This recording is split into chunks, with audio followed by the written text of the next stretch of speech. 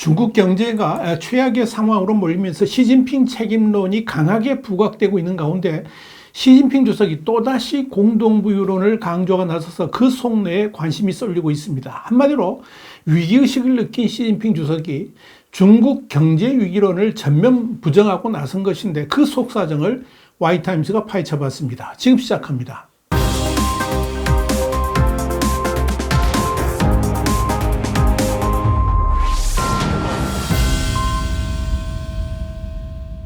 중국 공산당의 이론지인 치우스는 15일 발간된 2023년 16호에서 시진핑 주석이 지난 2월 신임 당 중앙위원과 후보위원, 성당서기, 성장, 중앙부처 장관급 이상을 대상으로 한 연설문을 공개했는데요. 시 주석은 이 연설에서 공동부유는 장기적 사명이며 중국 부흥을 위해 인내심과 회복력이 중요하다라고 역설했습니다. 치우스에 게재된 시진핑 주석의 글이 주목받는 것은 이 매체가 사실상 중국 공산당의 여론을 주도하는 정신적 지주로서의 역할을 하고 있기 때문에 그렇습니다.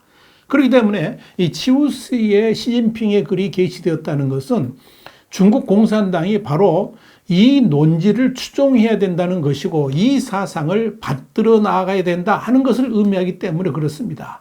그런데 문제는 시진핑이 또다시 꺼내든 공동부유 사상이 지금의 중국 경제 현실에 전혀 걸맞지 않다는 데 있습니다. 사실 미국이 한 그러니까 컨트리 가든 이 채무 불이행, 디폴트 우려가 이 부동산과 금융시장을 넘어서 중국 경제 전반의 위기로 번져나가고 있고 여기에 경제 지표 모두가 최악의 상황으로 흘러가고 있는데 이런 현실을 초래한 가장 큰 요인이 시진핑 주석의 공동부유 때문이라고 할 수가 있을 것입니다. 그런데도 시진핑 주석이 또다시 공동부유 카드를 공산당의 핵심 이념으로 꺼내들었다는 것은 여러 가지 해석을 낳게 만듭니다. 시진핑 주석이 공동부유 카드를 꺼내든 것은 지난 2021년 8월 17일 당 중앙재정위원회 제10차 회의에서 나온 겁니다. 시 주석은 이때 공동부유를 전체 인민의 정신과 물질 생활에 모두 부유한 것이다 이렇게 정의하면서 소수만 부유하거나 똑같이 분배하는 평균주의가 아니기 때문에 단계적으로 촉진해 가야 된다라고 강조한 바 있습니다. 문제는 시진핑의 공동부유 정책이 시장경제 발전에 집중해왔던 기존의 정책과는 완전히 방향이 다른 사실상의 중국식 사회주의로 좌클링하는 것이라는 점입니다.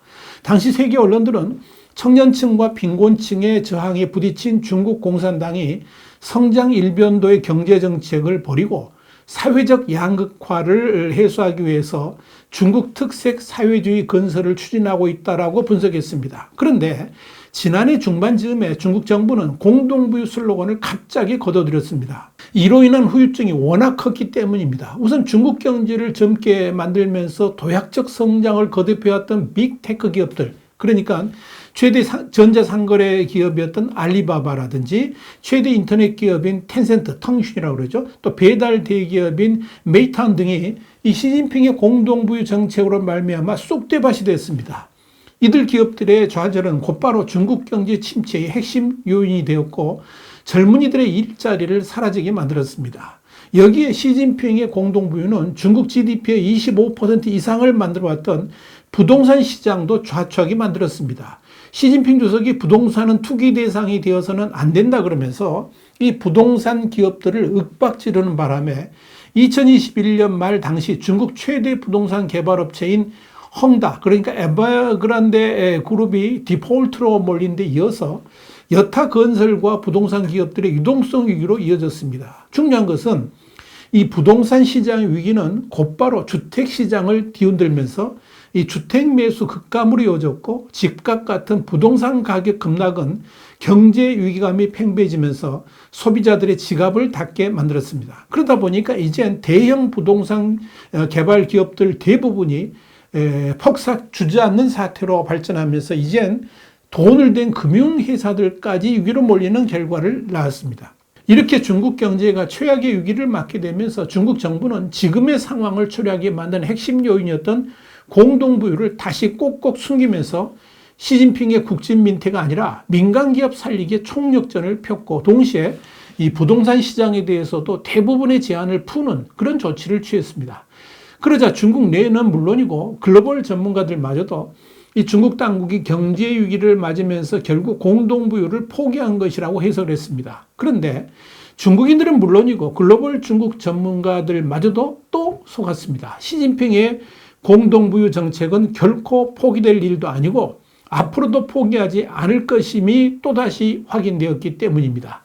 특히 시진핑 주석이 지난 2월에 공산당 간부들을 대상으로 공동부유 정책의 중요성을 강조했습니다. 아직까지 공개하지 않고 있다가 6개월이나 지난 지금 돌연 공개한 것에 대한 의도가 무엇인지 눈길이 쏠립니다. 사실 시진핑 주석이 돌연 공동부유 카드를 꺼내든 것은 이번이 처음 아닙니다. 지난해 10월에도 시 주석의 3년임을 앞두고 치우스 19호를 통해서 우리는 그 어느 때보다 중화민족의 위대한 부흥이라는 목표에 근접했고 실현할 수 있는 자신감과 능력을 갖췄다 그러면서 위대한 꿈을 실현하기 위해서는 반드시 위대한 투쟁을 해야 된다라고 강조한 바 있습니다.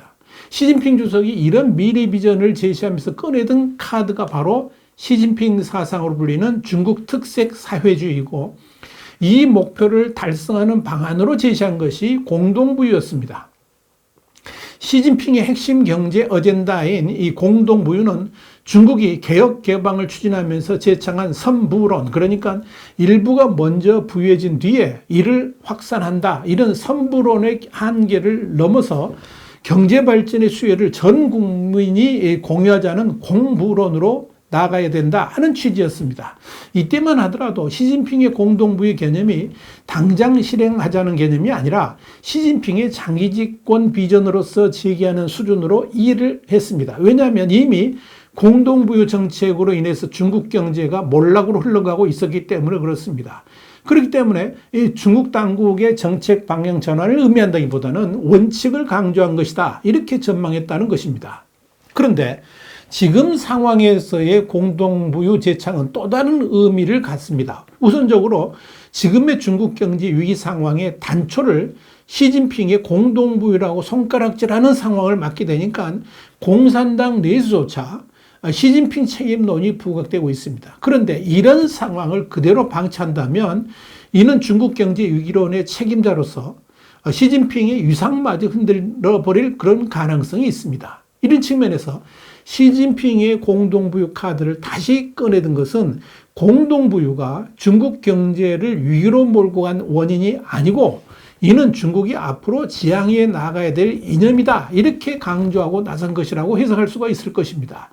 이렇게 공동부유론을 치우스가 공식 제기한 시점과 맞물려서 중국 당국은 지금의 경제 상황이 디플레이션이라는 서방의 진단에 동의하지 않는다 그러면서 외부 세력이 중국 경제를 흔들 목적으로 불리한 경제 지표를 과장하고 있다, 이렇게 주장하기 시작을 했습니다. 중국 국가통계국이 월별 청년 실업률을 공개하지 않겠다고 발표한 것도 같은 맥락입니다.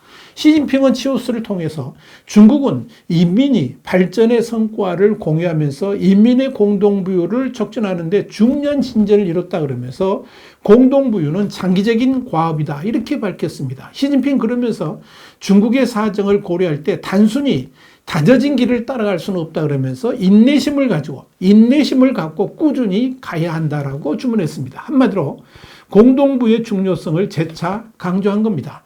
결국 시진핑의 공동부유 재차 주장은 지금 중국 사회를 흔드는 경제 위기에 대해서 이는 서구 사회가 중국을 모략하기 위한 것이니 중국 인민들에게 염려하지 말라, 흔들리지 말라, 이런 시그널을 던지면서 공동부유는 중국 인민들을 고루 잘 살게 하겠다는 의지니까 장기적으로 꾸준히 구현해 나갈 과제라고 설명했다, 이렇게 볼 수가 있습니다. 분명한 것은 시진핑 주석도 지금 위기의식을 가지고 있다는 점입니다. 그러나 중국 인민들에게 서구 사회의 중국 경제 위기론 주장을 믿지 말고 공산당을 믿고 긴 안목으로 이겨나가자고 역설하고 있는 것입니다. 이런 시진핑의 설득이 과연 그대로 이루어질 수 있을지는 또 별개의 문제입니다. 기억해야 될 것은 시진핑은 앞으로 중국 경제에 어떤 상황이 다가온다 할지라도 결코 어려움을 인정하지 않을 것이고 심지어 통계를 조작하는 한이 있더라도 국내 정치 안정을 위해서 중국 경제가 원래 원하는 목표대로 공동부유의 목표대로 잘 나가고 있다, 이렇게 선전선동할 것이라는 점입니다. 그런 시진핑의 전략은 이미 시작되었다. 이렇게 보시면 될 겁니다. YTN 정세 분석이었습니다. 감사합니다.